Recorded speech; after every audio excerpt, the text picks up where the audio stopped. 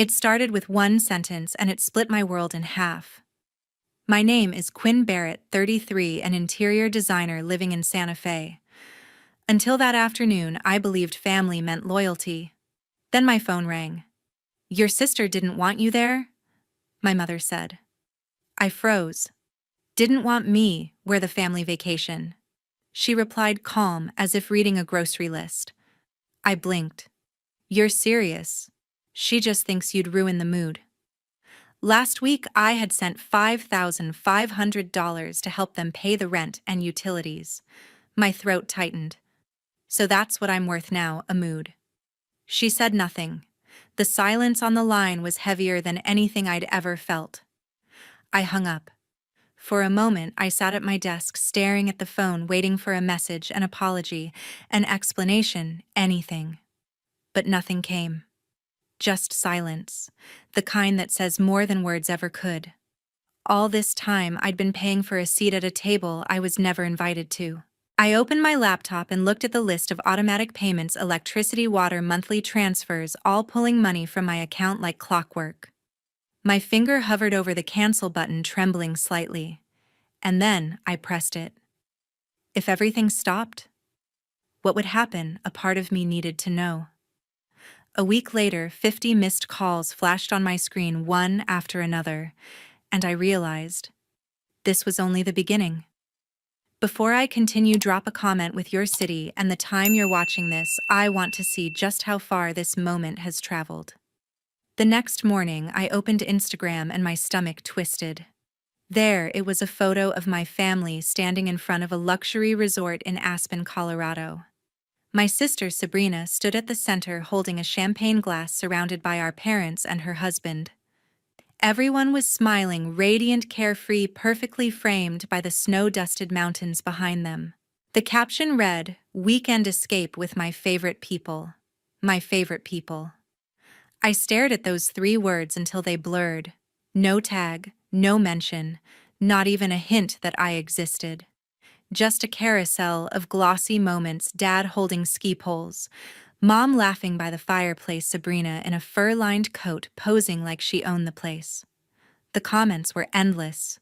"Beautiful family. Wish I were there." "Sab looks like the perfect weekend," and Sabrina replied to everyone, heart's laughter, warmth. I scrolled and scrolled, hoping for one trace of me. Nothing. Not a single reminder I was part of that family.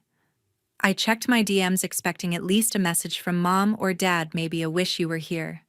But my inbox was empty. It wasn't the silence that hurt. It was the certainty that no one thought to reach out. I locked my phone and leaned back on the couch, the quiet of my apartment pressing in like thick air. For a long time, I just sat there watching the sunlight crawl across the floor, wondering when exactly I became the outsider. Then I called Dad. "Hey, sweetie," he said, light and casual. In the background, I heard chatter, clinking glasses, restaurant noise. "Everything okay?" "I just saw the photos," I said, keeping my voice steady. "You're in Aspen?" He paused. "Yeah, Sabrina booked it last minute. Thought it'd be nice for everyone to unwind." "Everyone," I repeated, my voice sharp. "She said you needed a break," he added. "A break from what?" I asked quietly. "From everything. You've been working so hard. She didn't want you to feel pressured to come."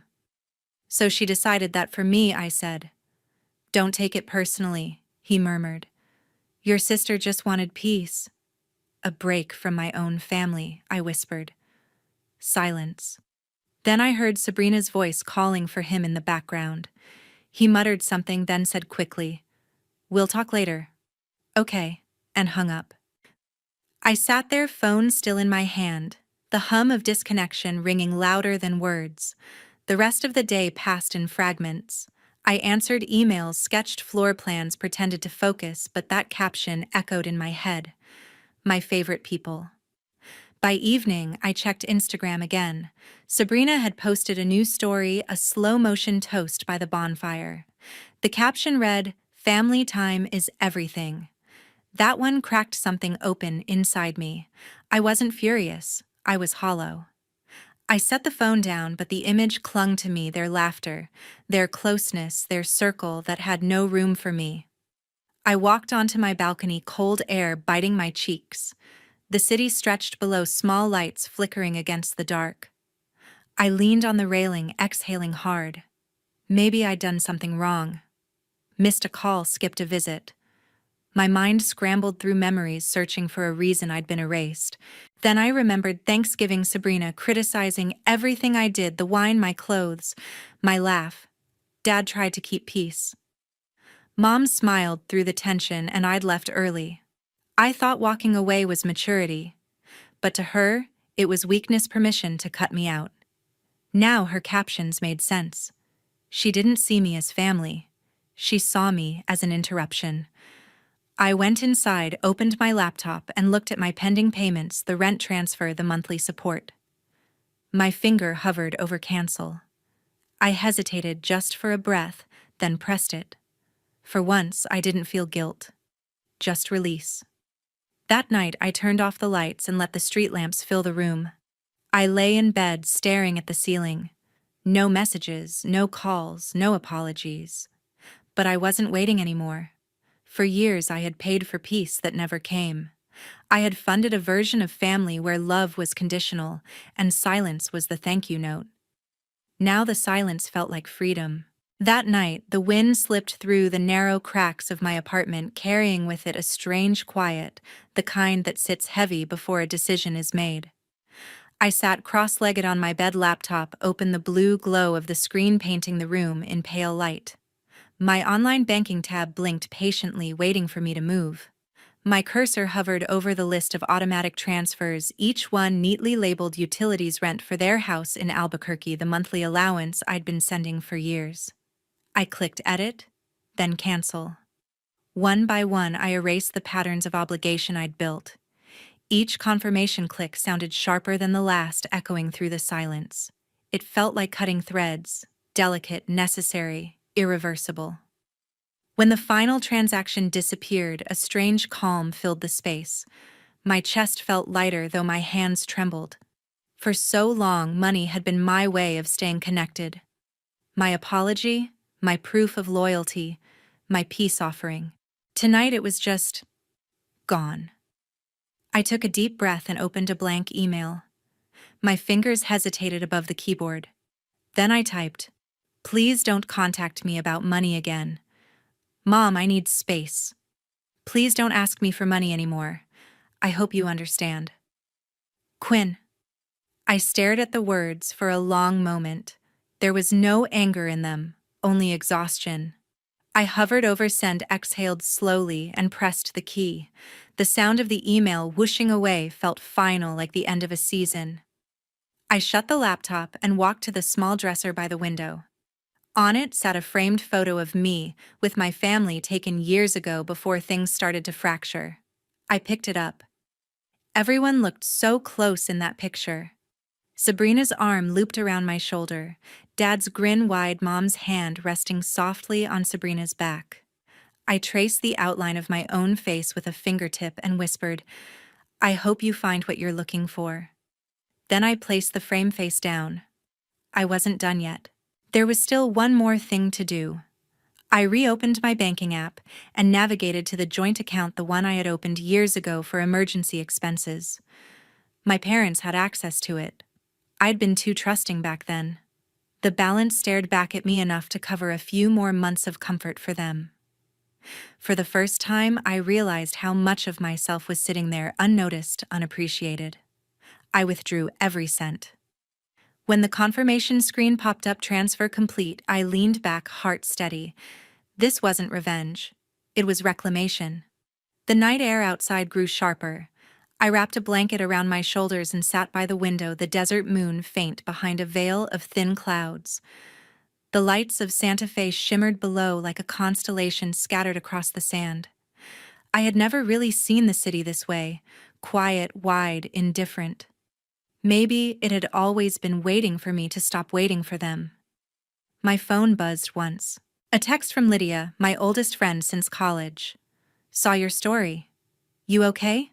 I hesitated, then called her. Her voice came through warm and steady, the kind that softens even the hardest moments. So she said, "You finally pulled the plug." I did. I admitted the words heavy and light at the same time. Everything's canceled. Transfers, emails, accounts. All of it. Good, she said without hesitation. Let them feel the silence. Her words sank deep. Let them feel the silence. For so long, silence had been something I feared, a punishment, a sign of disconnection. But now it sounded like balance, like peace reclaiming its place. We talked for a while, nothing serious, just small things. Her cat knocking something over, a client who wouldn't stop emailing. She made me laugh for the first time in weeks. When we hung up, I felt anchored again, if only slightly. The apartment was quiet once more. I poured myself a glass of water, sat by the window, and watched as a single car moved slowly down the road below, headlights tracing the curve of the street. The desert wind shifted again, brushing against the glass. Somewhere, a coyote called, distant, mournful, almost like a song. I thought about what tomorrow might bring: phone calls, maybe, emails, apologies disguised as confusion, but I didn't dread them. For the first time, I felt no urgency to explain myself, no impulse to fix what had broken. I had already done enough. I opened my notebook, the one I kept for work sketches, and on a blank page I wrote 5 words in small, neat letters. "You can stop giving now." I underlined it once, then closed the cover. A part of me had always equated love with giving money, attention, patience, understanding. But giving without respect is just losing. I'd lost enough. Tonight, I chose to stop. As the clock ticked toward midnight, I looked out at the city one more time. The glow of Santa Fe stretched to the horizon, the desert beyond dark and endless. My reflection in the window looked calmer than I remembered. My eyes didn't carry the same exhaustion. I wasn't the person who waited by the phone anymore. I was someone who had finally hung up. I whispered quietly to myself, "Let them call if they need to."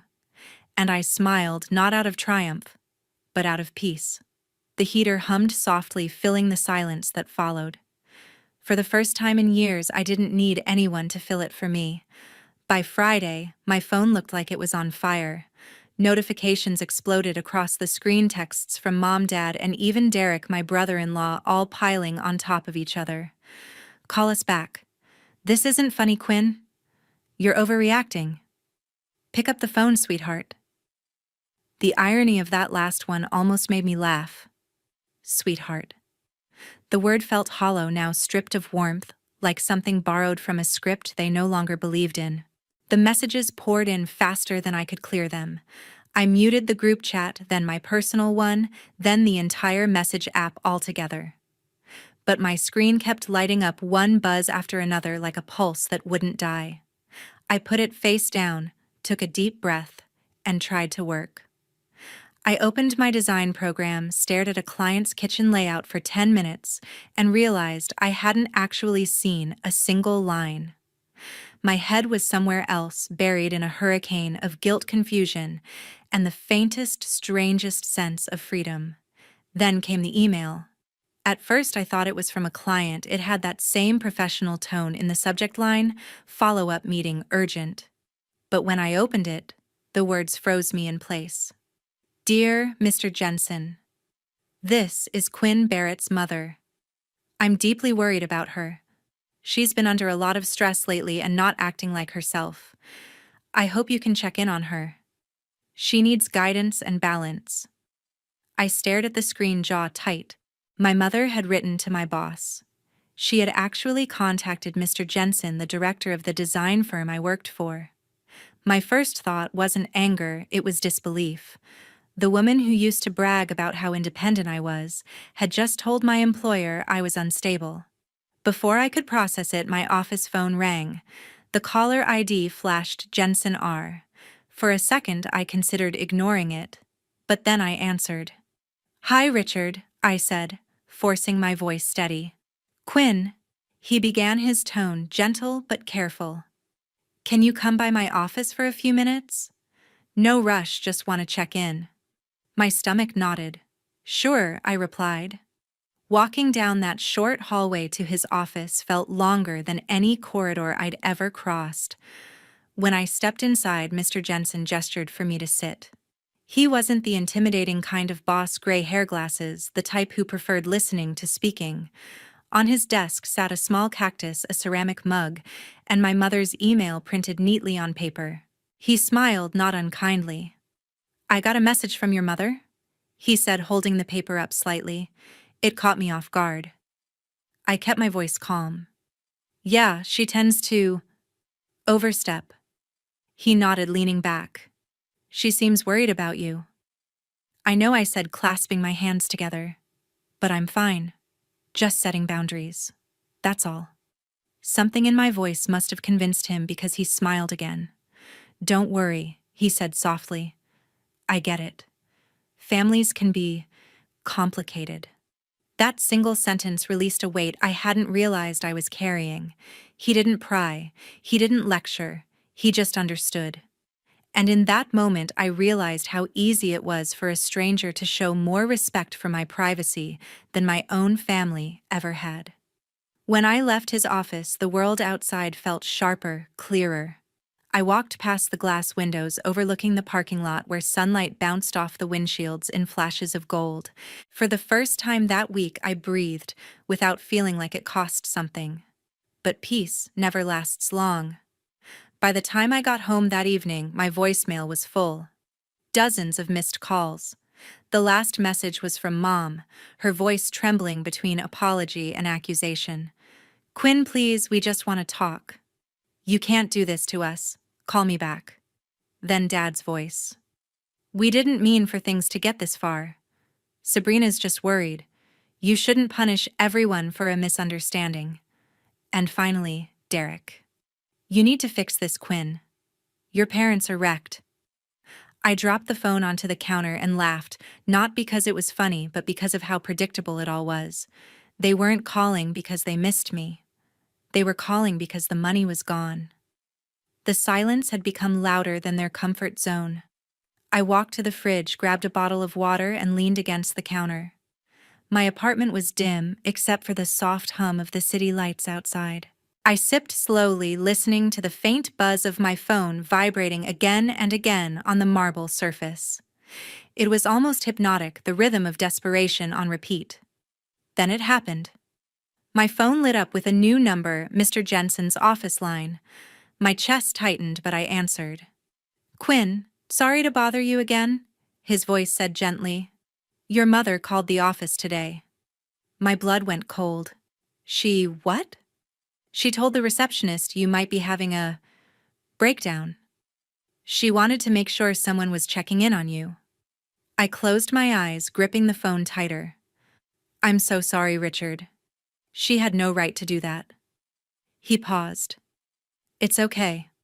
I told her you're doing great work, that you seem focused and capable. I didn't give her any details, but just so you know, I blocked her number from the office line. That was the moment it hit me. They had crossed every possible line, calling my boss, pretending to be concerned when all they wanted was control. My silence had made them desperate. When the call ended, I sat in the dark for a long time. The only sound was the steady hum of the heater and the faint thud of my heartbeat in my ears. I stared at my phone, now glowing again with more missed calls. Mom, Dad, Derek, Sabrina. Each name another weight I didn't want to carry anymore. Without hesitation, I opened my contacts list. One by one, I pressed block. Each confirmation felt cleaner than the last. The screen dimmed. The apartment fell into a peaceful hush. Outside, the city lights flickered like embers, and I sat by the window with a blanket wrapped around me. The night stretched wide and still, Santa Fe glowing faintly under the stars. My phone lay face down on the table. I could feel it buzzing occasionally, fighting for attention I would no longer give. After a while, the vibration stopped. For the first time all week, the silence didn't feel empty. It felt deserved. Hours passed before curiosity made me flip the phone over. The screen blinked alive, 50 missed calls. I looked at it for a long time, then turned it face down again. 2 days later, my name was all over Facebook, and not in a good way. I was making coffee when Lydia texted me a link. "You might want to see this." I opened it still half asleep and nearly dropped my mug. There it was, a long post by Sabrina Henderson paired with a perfect family photo at a lakeside cafe. The caption said, "Money changes people. Some forget their own blood. No matter how much you do for them, they'll find a way to make you the villain." The words were sugar-coated but aimed straight at me. My throat tightened as I scrolled through the comments. Cousins, aunts, old family friends, all cheering her on. "So true, Sabrina. You don't need that kind of negativity." Even Aunt Carol wrote, "Some people forget who helped them when they had nothing." Within 3 hours, the post had 200 likes, dozens of shares, and a thread of sympathy for her pain. I sat there frozen, the smell of burnt coffee filling the kitchen. For a moment, I wanted to reply to remind them that I had been the one covering Mom and Dad's bills, helping with her son's daycare, fixing her car after she crashed it. But I knew better. They didn't want the truth. They wanted a story to believe in, one that made Sabrina the saint and me the sinner. Still, I took a screenshot and sent it to Lydia with a short message. "Guess I'm the villain now." She replied minutes later, "Don't take the bait." Easy for her to say. She wasn't the one being publicly crucified under the banner of family. By noon, my notifications were relentless tags, messages, even calls from distant relatives who hadn't spoken to me in years, but now felt entitled to check in. One message read, "Hey, saw something about your family on Facebook. Hope you're okay." Another, "Just remember, forgiveness goes a long way." Forgiveness. As if I'd done something wrong. I put my phone down, grabbed my keys, and left the apartment. The streets of Santa Fe were warm and alive, yet I felt like I was walking through static. I passed mural shops and the smell of roasted chilies drifting from an open market. For a second, I envied everyone who got to live without being misunderstood. When I returned home, the apartment was silent except for the faint hum of the air conditioner. I sat on the couch, opened my laptop, and stared at Sabrina's post again. Each word seemed to hum with smug satisfaction. I hovered over the comment box but stopped. Lydia's warning replayed in my head. Still, I couldn't stay quiet forever. Silence felt like surrender. So I clicked Create Post. My fingers hovered over the keyboard for nearly 10 minutes before I started typing. I didn't walk away from family. I walked away from being their wallet. Sometimes love gets confused with obligation. I hope one day they understand the difference. No names, no blame, just truth. I read it once more, took a breath, and pressed post. The response was immediate. Likes, comments, shares, but this time from people who actually knew me. Friends from college, coworkers, neighbors. Comments flooded in. "Good for you, Quinn. Proud of you for standing up for yourself. Family doesn't mean financial hostage." Within hours, my little paragraph had over 1,000 reactions. Someone even shared it on a Women Reclaiming Boundaries group. My story had escaped the family circle, and somehow that felt right. As the evening unfolded, something shifted. People began commenting under Sabrina's post, asking uncomfortable questions. "Wait, is this about money? Are you sure you're telling the whole story?" I didn't respond. I didn't need to. The truth had begun to defend itself. That night, my inbox filled with messages from strangers, from people who'd been through the same thing. Stories of siblings who drained them dry, parents who used guilt as a leash, cousins who equated love with loans. It was overwhelming, but it made me realize something. This wasn't just my story. It was hundreds of others. Thousands, maybe. By midnight, the dopamine rush had turned into exhaustion. I closed the app and stared at my reflection in the dark screen. My eyes looked tired but calm. For the first time in weeks, I wasn't anxious. Just done. I long pressed the Facebook icon until it wobbled. Then I deleted it. The app vanished, leaving a small, empty space on my home screen, and somehow that gap looked like peace. I stepped out onto the balcony with a cup of chamomile tea. The city glowed faintly below headlights, tracing slow rivers of light through the streets. The air was cool, and I could hear faint laughter from a nearby rooftop bar. I wrapped my sweater tighter and let the silence settle. Inside, my laptop pinged once more. I opened it out of habit.